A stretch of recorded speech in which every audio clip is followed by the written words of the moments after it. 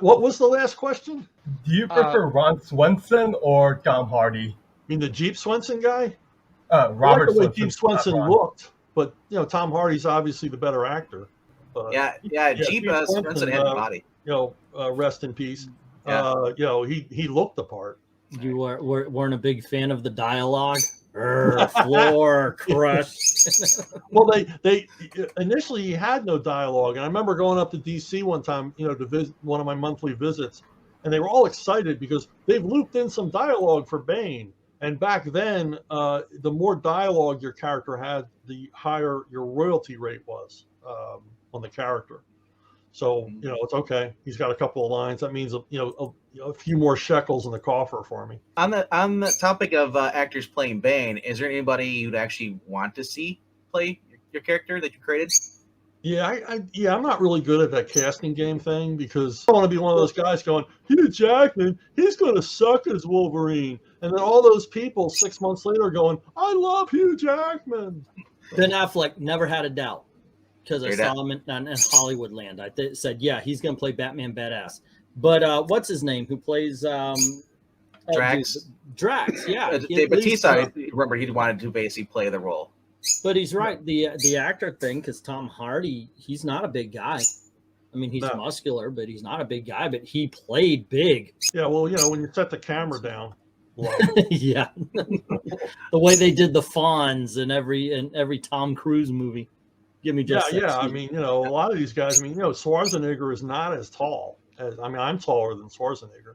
But I mean, like, I've always wondered that as far as like the writer, because obviously the writers are kind of like, unless you have the right politics, you can. Yeah, you can fall in line with their politics. That doesn't mean they're going to hire you. There's a lot of clicks if you're not in with the in crowd. If you're not a member of the Writers Guild, all this other nonsense. Which sucks because, like, the people who are in charge are usually the worst people to be in charge. And it shows right now. Look at, compared to the post-crisis era, 80s of Marvel and DC, they're nothing like it is today, No. And if you had 20 minutes and 49 seconds before VENKMAN brought up post-crisis, I'm just saying. My head, I missed it. I just think that's about my era right there. Is the 80s and 90s Marvel because they actually wanted to please the reader. There's no Jim Shooter yelling at people basically like to get back in line. There's no anybody being held accountable. Editors are just a name. That's it, a title. They're traffickers. They don't dare criticize the talent because they would be called names. That was back when there was an earnest effort to entertain, and like you said, we listened to the readership. The readers tell us what they want, and we give them more of it. It's the history of comics. It's redundant publishing. I don't know. Hey, you like horror comics? We're going to do 70 of them. Yeah, I don't know when's the last time you looked at a Marvel back when they have like the letters from fans. I'm thinking, how many of those are actually people writing in, and not just they're just some guy in the back where he's just writing stuff, and they post it there, make it look like there's people writing in. Oh well, that's a dirty little secret of comics. If we wanted something brought up that nobody was bringing up in the letters column, we'd put a fake letter in. There's no. I remember when I brought that up when I was at CrossJet. And somebody saying, nobody's ever mentioned this. Well, let's just write a letter and insert it. They were horrified. They didn't realize that this would actually happen. It's like Santa Claus was dead. Flo and Stan did that to get everything started in the Marvel universe. Yeah, absolutely. So much of what you see is manufactured. I mean, trust me, your major newspapers, a lot of those letters are commissioned.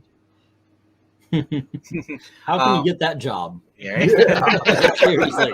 Can you write fake letters for us? Yes. Tying in. Okay, so our next question is from Ed Brewer. He's asking, is there a work or character that you're especially proud of? Oh man, I've been at this for 35 years. There's lots of stuff I'm proud of. Is there one like you said, like it's your favorite time working on something as far as your character? Oh man, it's hard to say. I mean, it sounds like a cliche. And it is a cliche, but I enjoy what I'm working on while I'm working on it. I mean, I got as big a kick working on SpongeBob SquarePants as I did working on Nightwing. I mean, I just love the medium. I love the challenge of trying to entertain readers. This crazy medium of telling a story in sequential static pictures. I mean, it just fascinates me endlessly. So I've enjoyed all of it. Maybe not the Robert Jordan adaptations, but all the rest of it I enjoyed. Had a conversation with George Perez. I was lucky enough to meet him at a comic book shop once, and he talked to, because I had a hard time of what was going on with Donna Troy, and he pointed out, he says, well, our job is to we tend to go from one comic to another, so we don't get as attached, or at least, of course, he could only really speak to his own, but he mentioned how it doesn't get as attached to stories and characters while you're working on them, as you said, like really intense, but then you have to let it go because you have no idea what's coming next. Do you ever experience that? Yeah, I mean, people say, you know, what do you think about what's going on with Robin now? It's like, I don't look at it. It's like watching your children go off with the new dad. I mean, why would I do that? Yeah, you created. You know, it was never mine. You know, it belonged to DC Comics. I'm a steward for a while, and then I got to let it go. Wow. And of course, us fanboys, we're just clinged. We're attached to it. These, which I guess would pay into something maybe to direct what RDV was asking. You know, what's your favorite time? We get emotionally attached because these characters come to us at certain periods of our lives. I would kind of adjust RDV's question a little bit. Was there ever a time where you're like emotionally attached to the story, or did you experience it as a fan?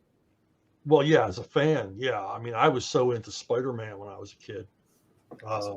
You know, it was like a second life, those comics. But yeah, I mean, again, I generally don't take an assignment unless I know I can emotionally invest myself in the characters. I'm all about being earnest with this stuff. I'm not faking it here. I mean, if I've turned down work where it's like, I just really don't like that character, and it will show in the work. So, which of course leads us to ask, okay, what character? You know, I've never gotten near anything X-Men related. I just don't relate to them. I think they're a bunch of whiners. But I remember, you know, I did a little bit of children's book work before I got into comics full time, and I remember writing a Raggedy Ann and Andy story, and I was tearing up. Because I was so involved with the characters. Another follow-up question: is there anything that you passed up or regret not having a chance, or was never offered a chance to write? Did you would love to write back then? Well, yeah, I always said, like, I wish I could have had a decent run on Fantastic Four a couple of years, but that was never going to happen because I was never a mainstream Marvel guy. I was never going to be offered that title. But you know, I wish I had never said yes to Rob Liefeld and the Captain America thing, because that was just a complete waste of my time, and I didn't get any money for it. Did anybody in the office ever like joke about how he drew feet behind his back? Oh yeah. Yeah, there was very little respect. There was a lot of Rob Liefeld stories. I won't repeat any of them. Which of course is maybe now when we're off the air, I'll tell you a couple. You said you didn't get any money for it. You're being figurative, right? I mean, I got no money, like zero. I didn't voucher for it. I didn't want my name on it. Oh, okay. I don't remember it too much when it was out, but there's just by nothing to looking remember. at it, yeah, it was just awful. We apologize to anybody who actually bought those and enjoyed those. Hey, oh, by the way, and if they show up in my auction, they're awesome. Okay. I hate to part with these. Chuck Dixon told me himself. I'm gone. We do have another question from the chat. Thank you for waiting, Ty. Anything Chuck can tell us about Jason Todd year 1 or Batgirl year 2? Yeah, we had proposed Jason Todd year 1. I don't remember any of the hooks or what we were going to do with it. And yeah, we did. Scott Beatty and I did want to do a Batgirl year 1. We want to do a lot of year 1s. I wanted to do a Green Arrow year 1, an Oliver Queen year 1. You know, we thought that DC. We try to talk DC and have like a whole bookshelf of these things because they're basically 101 for the characters. We got a lot of resistance when we first did Robin year 1. We talked to the marketing people, and of course they were clueless. They have no idea what to do. And I said, well, compare it favorably to Batman year 1. And they were like appalled. that I would even suggest that something that I had done was close to Batman Year One. I said, I don't care how you feel about this book, market it like it's as good as Batman. Yeah, no kidding. You know, and in my opinion, it is as good as Batman Year One. It has the advantage also of actually being a Robin story rather than a Commissioner Gordon story. I like that the fact that they still don't know what to do with marketing. No. Well, look at Stan Lee. Stan Lee would tell you this is the greatest comic book since Will Shakespeare put pen to paper. And obviously, I don't think he believes that the comic book was as good as freaking Romeo and Juliet. But you get that out there. You get kids excited for it. The problem with comics is they've never known how to market themselves. The money's always found them. I mean, trust me, back in 1930, whatever, they were sitting around wondering where were the returns on action number one? You know, nobody's returned any of them. What happened? You know, it's not until later they realize, hey, it might have been this Superman character. Yeah, hey, they might have liked this character. Let's have some more of that. I always thought it was weird that comic books as a product had never truly been marketed, especially say like right now, you've got advertisements at the beginning of damn near of the movies in damn near every theater across the country. Why are there not in Batman this story's coming out, or in you've got the audience coming up there, you've got people who are interested in stories. Why not say, hey, why not try our stories in another medium? But for as long as I've been reading them, the only advertisements I really have seen is either in the comic shop as far as like posters or standees, or it's been advertisements in the books itself. They've never tried to step outside of the medium itself to advertise. Very rarely. Yeah, I preached this same sermon, which made me really, really unpopular at both Marvel and DC because they would miss every opportunity. Back in the 80s, they put a little bit of a thing about an issue of G.I. Joe. You know, they advertised a comic. It's like a 10-second little thing at the tail end of an ad for a toy. And they ran it once. And I knew retailers at the time who said, my phone was ringing as I was unlocking the door to my store, and it never stopped ringing all day long. And I don't know how many times they went back to print on that issue of G.I. Joe. And Batman 89 told the comic book industry that for at least a little bit, those movies would have an effect on the audience itself. Put the entertainment there. Batman 89, I understand, was a phenomenon, but still put something in front of those movies to say, go check out the comic. Batman Returns actually caused our sales to go down. Really? Yeah, because parents were so appalled. They'd taken kids to see this movie, and it's really not a movie for kids. No. And that's why we got Joel Schumacher. Yeah, Danny and so DeVito parents, still I mean, gives me you know, I want a nightmares. Batman comic. No, I'm not buying you that trash. Yeah, we didn't watch a lot of Danny DeVito in my house for a little bit after that. But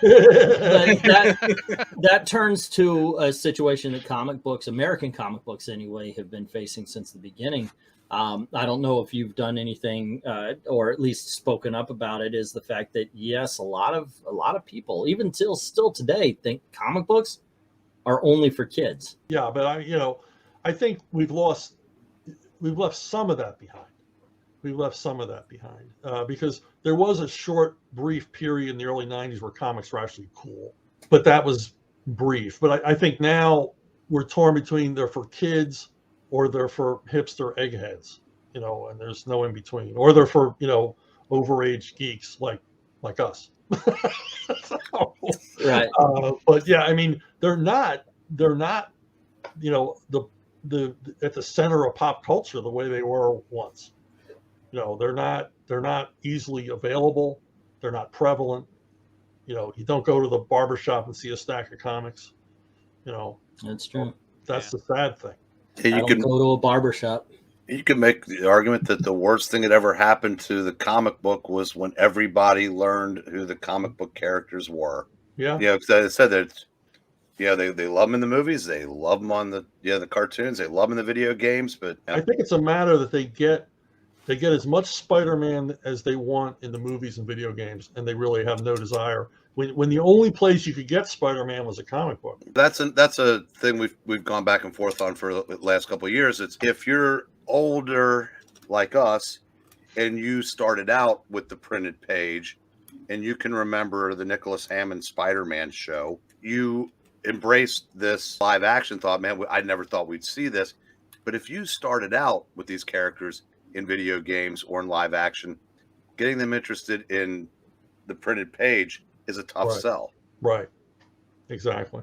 But look at how well manga does.